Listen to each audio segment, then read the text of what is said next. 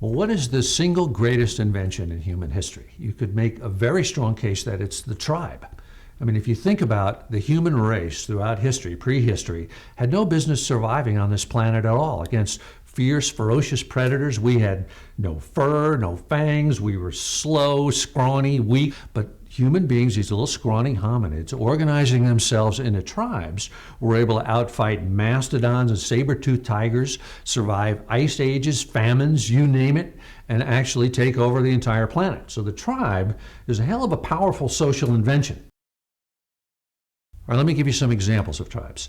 The Apache are tribes, the Comanche, the Sioux are tribes. In Africa, the Maasai are tribes, the Bantu, the Zulu. If we think in our contemporary world, gangs are tribes. Street gangs are tribes, prison gangs are tribes. The mafia is a tribe, the Marine Corps is a tribe. A tribe is not a democracy. A tribe is a hierarchy. In a tribe, there's a chief and there are Indians. Tribes have pecking orders.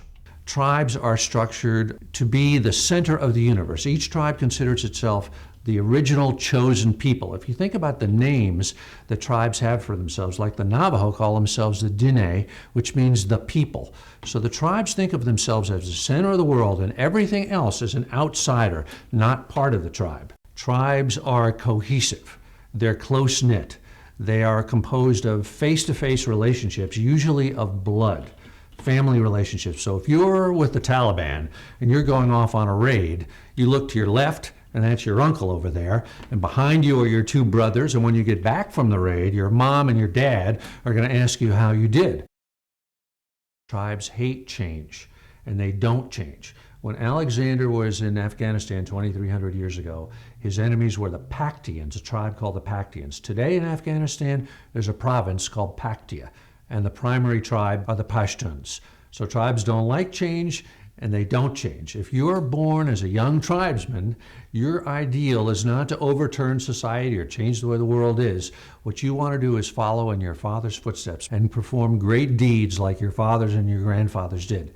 Tribesmen are not liberals. It's not their desire to change the way the world is.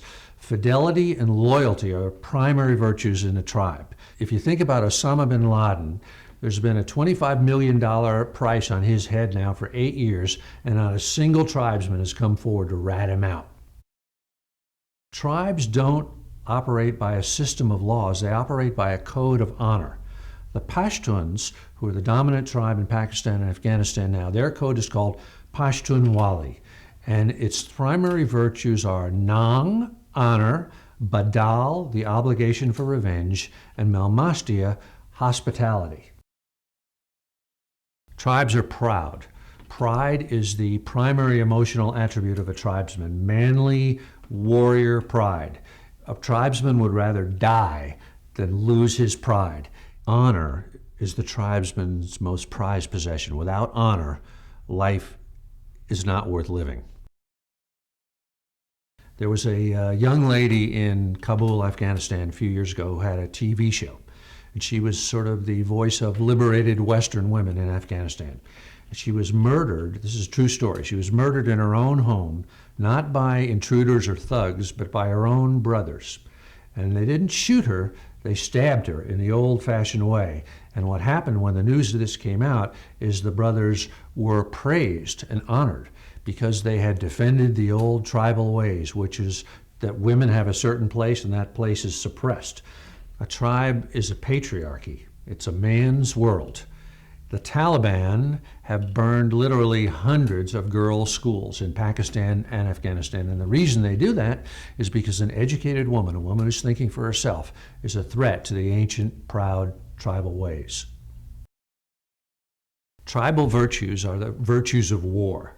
The virtues that tribesmen prize all lend themselves to fighting, to combat, and to war. If you think about it, obedience, respect for elders, hostility to all outsiders, loyalty, fidelity, the obligation for revenge and blood payback. Now in our next video, we're going to get into this in detail and talk about the military aspects of tribes, what makes them such stubborn fighters, and what techniques and points of view we can use to try to combat this natural-born war-fighting unit, the tribe.